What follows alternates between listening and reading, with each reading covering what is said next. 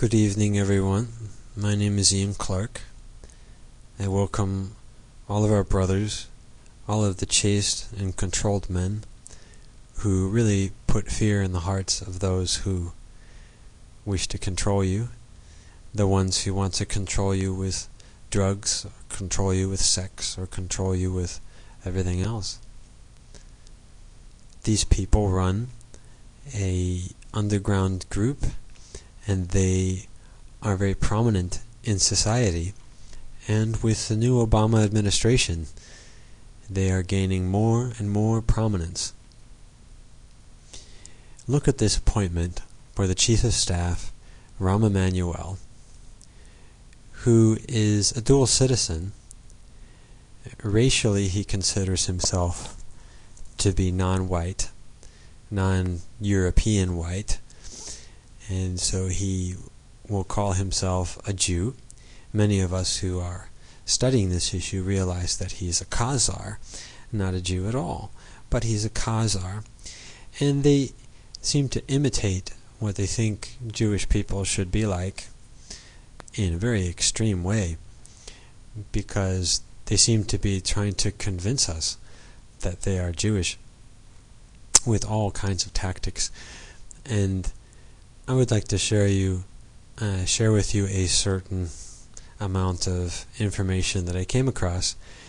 We know that he is the son of an Irgun terrorist, and his father was responsible for or involved in the bombing of hotels, marketplaces, and also the Deir Yassin massacre, in which hundreds of Palestinian villagers were slaughtered. So, the Irgun is officially listed by the U.S. government at that time as a terrorist organization, and that's what his daddy did. So I notice something interesting about him.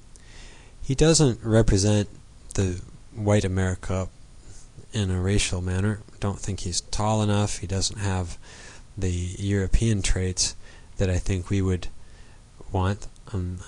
I assume some other things about him, but and having the dual nationality, this is certainly a conflict of interest if you're working for the United States government. So when we think of nation, is this person what you think of as the United States nation? And aside from these comments, something else I noticed about him is that he has a very foul mouth. A very foul mouth. So he says a lot of dirty words, and he likes to use the F word, and even right there on the House floor, he's effing this, effing that.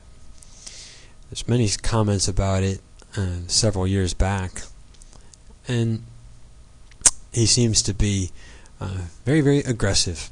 And even the Zionist-controlled media will go ahead and tell you that, yeah, he's really aggressive. I was reading this Rolling Stone article, which is pretty interesting.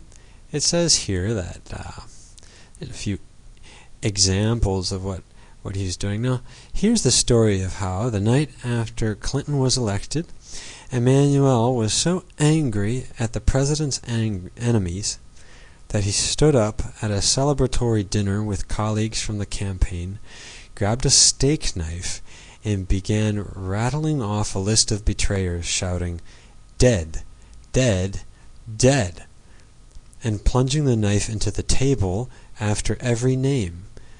Quote, "When he was done, the table looked like a lunar landscape," one campaign veteran recalls.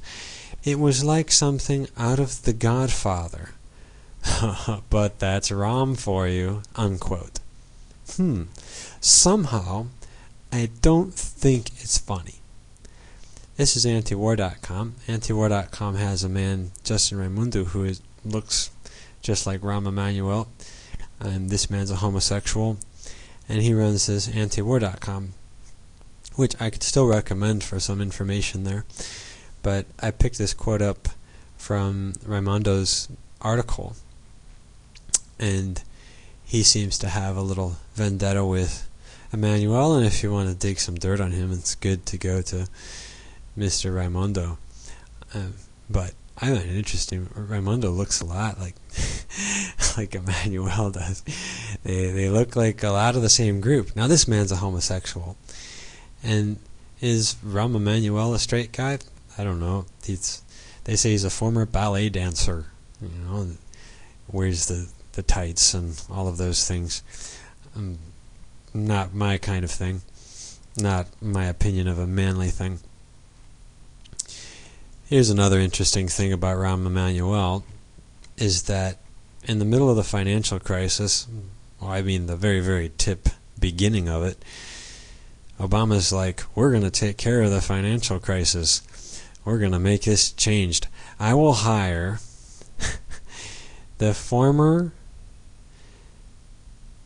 chief, right, it says the former director of Freddie Mac